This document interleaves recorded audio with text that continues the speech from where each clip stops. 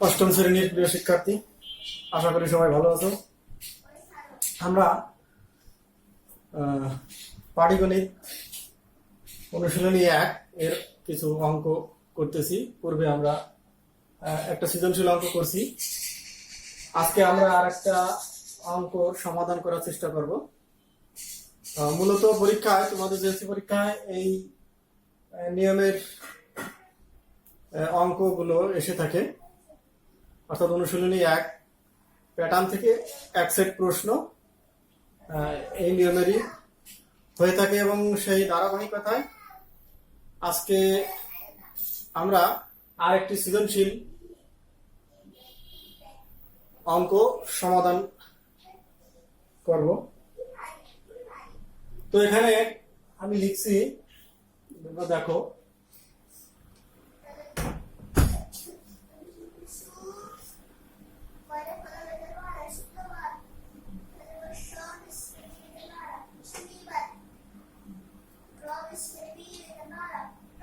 সাত, 16, 25, 34, 43। এটা একটা প্যাটার্ন বা তালিকা। তো এই তালিকার 25 ও 34-কে দুইটি বর্গের সমষ্টি রূপে প্রকাশ করো। তো বর্গের সমষ্টি রূপে কিভাবে প্রকাশ করে আমরা গত ক্লাসে দেখেছি। তো আমরা দেখি এটা কিভাবে করা যায়। ক সমাধান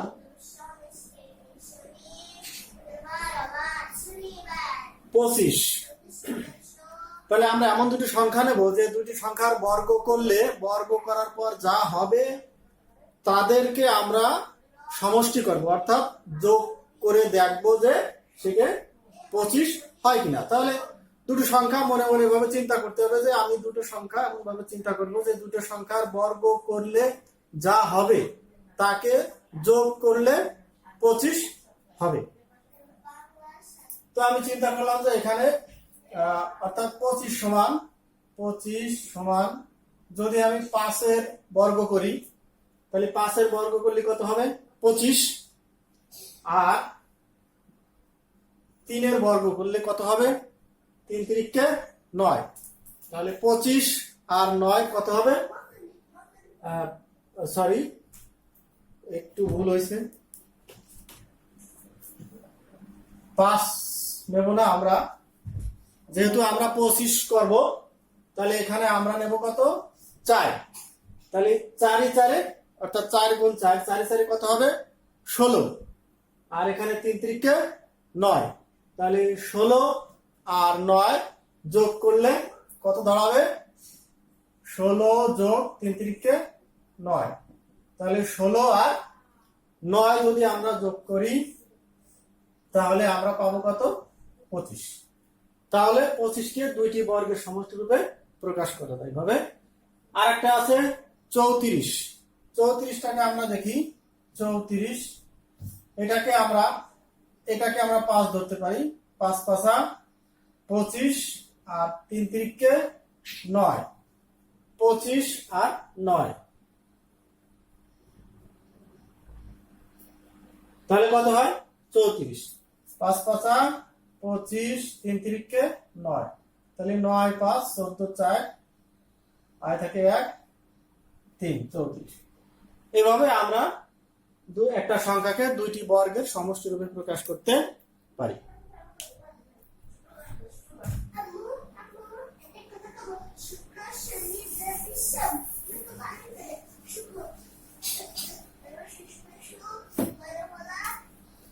খ সমাধান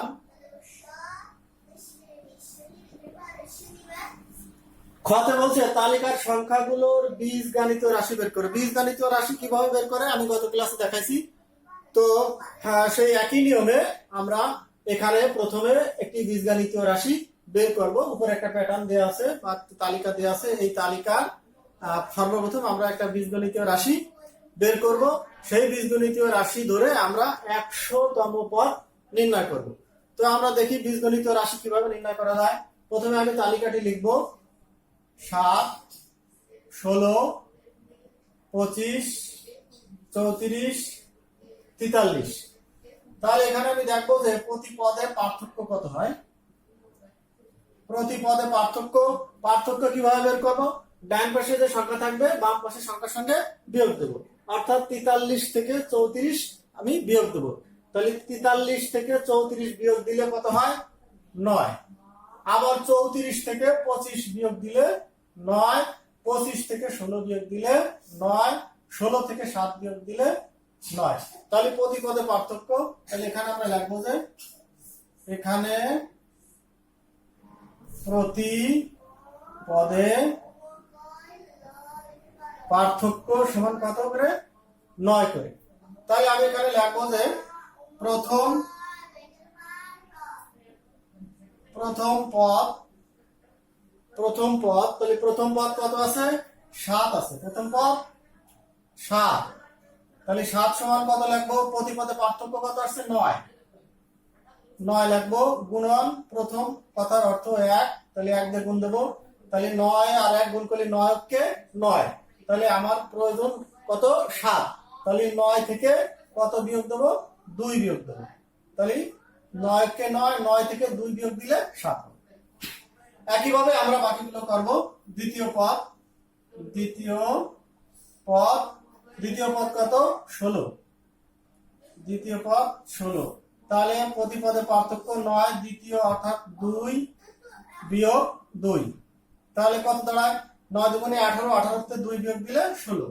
তৃতীয় পদ কত?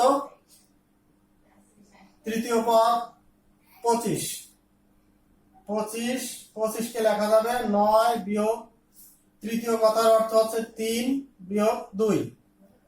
তাহলে কত হয়? 3 নং 27, 27 থেকে 2 বিয়োগ করলে 25। চতুর্থ পদ সমান, চতুর্থ পদ কত? এখানে 34 সমান 9 গুণন চতুর্থ পদ 4 বিয়োগ 2। তাহলে কত হবে? 4 নং 36, 36 থেকে 2 বিয়োগ করলে 34। আচ্ছা, এরপর আছে পঞ্চম পদ 43 সমান 9, যেহেতু প্রতি পদে পার্থক্য 9 সব জায়গায় হবে। পঞ্চম পদে 5 বিয়োগ 2। তাহলে 5 নং 45 বিয়োগ 2, 45 থেকে 2 বিয়োগ করলে 43 হয়। তাহলে এখানে এভাবে চলতে থাকবে। এখানে আমরা ডট ডট চিহ্ন দেব। এখন আমরা বের করব কতম পদ। তাহলে এখানে লিখি, আমরা এদিকটা লিখি,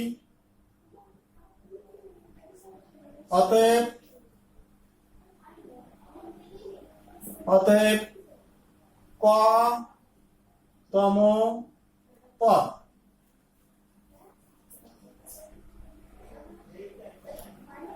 কতম পদ সমান 9 গুণন ক বিয়োগ 2।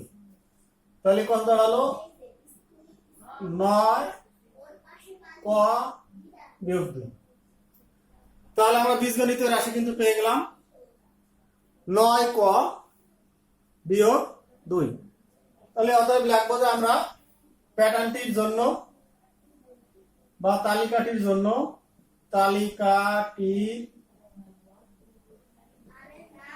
জন্য 9 ক বিয়োগ 2 একটি বীজগণিতীয়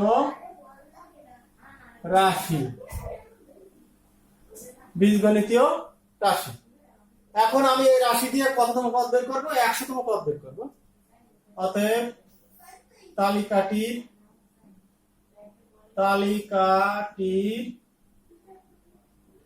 100তম পদ সমান, তাহলে এখানে কত হবে? এই যে 9 কর স্থলে দেবো আমি 100, তারপরে কত দেবো? 2। তাহলে এটা কত আসছে? 900 বিয়োগ 2। তাহলে কত আসে? 900 থেকে 2 বিয়োগ দেয় 898।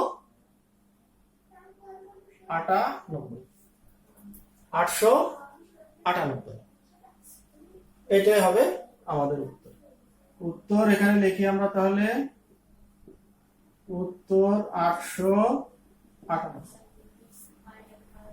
এভাবে আমরা নিয়মের অঙ্কগুলো করব।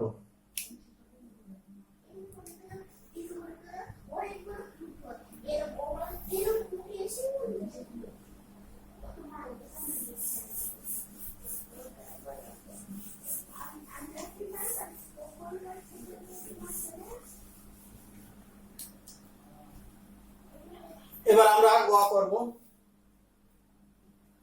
গতে আছে তালিকার 100টি সংখ্যা, প্রথম 120টি সংখ্যার সমষ্টি নির্ণয় করো। এর নিয়মে আমরা গত ক্লাসে করছি, একই নিয়মে আমরা এটা সমাধান করব। তাহলে আমরা দেখি, তাহলে এখানে আমরা প্রতি পদে পার্থক্য 9 পেয়েছি, এটুকু আমাদের দরকার নেই। এখানে প্রথম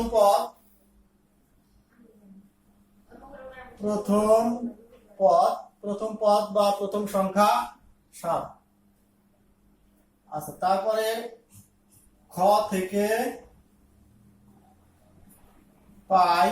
থেকে আমরা বীজগণিতীয় রাশি পেয়েছি 9ক - 2।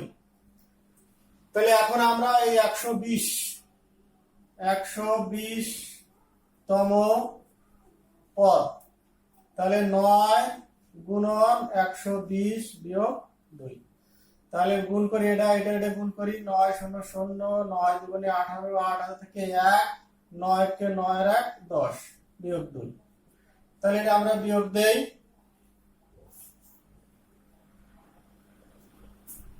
1 0 7 8 বিয়োগ দিলে আমাদের এটা হবে।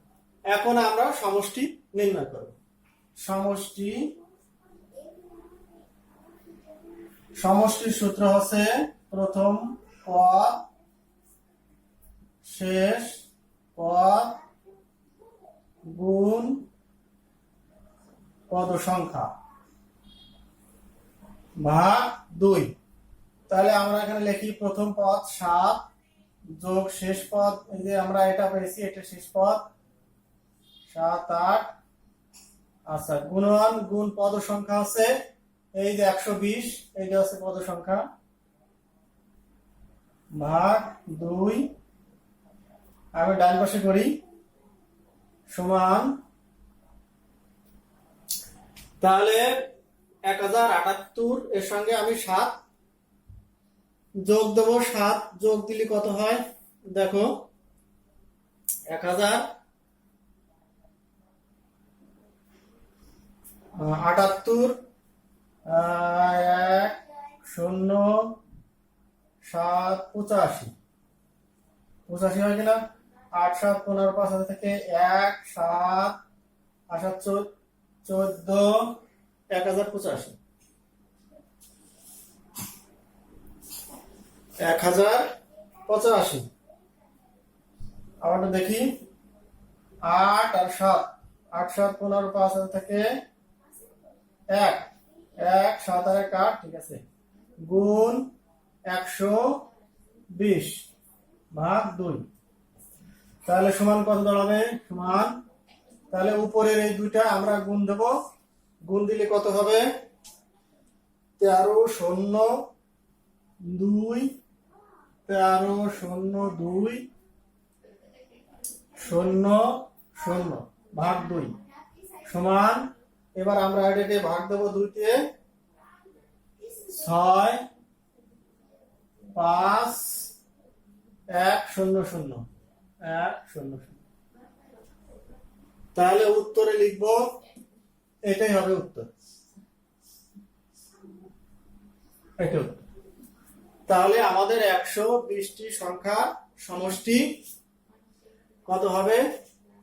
65,100। তাহলে প্রথমের থেকে আমি আবার একটু দেখি যে সমষ্টি নির্ণয় করব। সমষ্টি নির্ণয় করতে আমাদের প্রথম পদ লাগবে। প্রথম পদ দেয়া আছে 7 দেয়া আছে। আর খ থেকে যে আমরা বীজগণিত রাশি পেয়েছি, রাশিটা আমি এখানে লিখছি, এই রাশি দিয়ে আমরা এখানে যততম বের করতে বলবে তততম সংখ্যা বের করবো। এখানে 120 আছে, এখানে আমি কত 120 দিছি, অর্থাৎ 9 গুণন কর জায়গায় 120 - 2। তাহলে এটা গুণ করে আমরা 1080 পেলাম, বিয়োগ 2, 1080 থেকে 2 বিয়োগ করলে 1078। এরপর সমষ্টি সূত্র প্রথম পদ যোগ শেষ পদ গুণ পদ সংখ্যা ভাগ হচ্ছে 2। তাহলে মান বসালাম আমি, প্রথম পদ 7, শেষ পদ আমরা এখানে যেটা পেয়েছি 1078 আর পদ সংখ্যা 120। তাহলে 1078 যোগ 7 এটা যোগ করলে 1085 হয়, আর গুণনটাই যে রাখছি 120 এই যে নিচে 2 আছে, নিচে 2। আচ্ছা, 1085 সঙ্গে 120 গুণ করলে এই সংখ্যাটা আমরা পাই।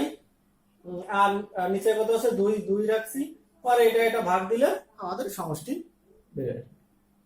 তো এই হচ্ছে আমাদের আজকের গণিত সমাধান। তো একটা বাড়ির কাজ দেব।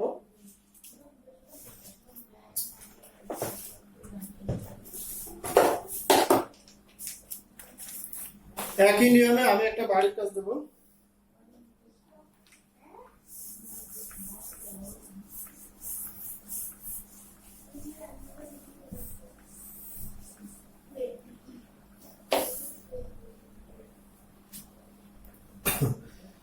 বাড়ির কাজটা তুলে নাও।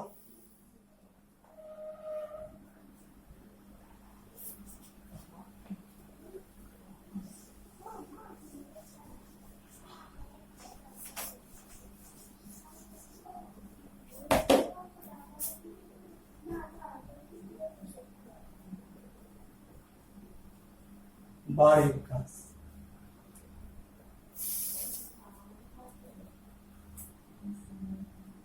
আট 15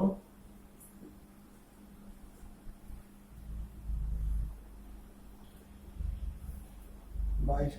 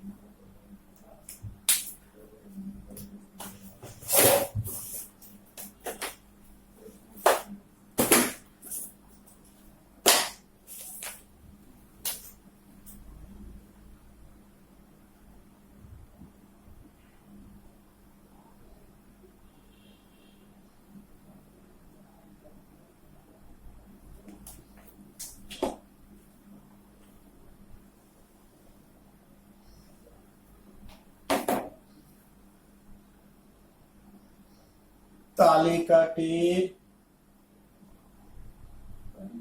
পরবর্তী 2টি সংখ্যা নির্ণয় করো। 2টি সংখ্যা নির্ণয় করো। 27তম পদ নির্ণয় করো। এখানে আমি একটু চেঞ্জ করছি। 27তম পদ নির্ণয় করো। এইখানে দেব 55। এই একটা বাড়ির কাজ।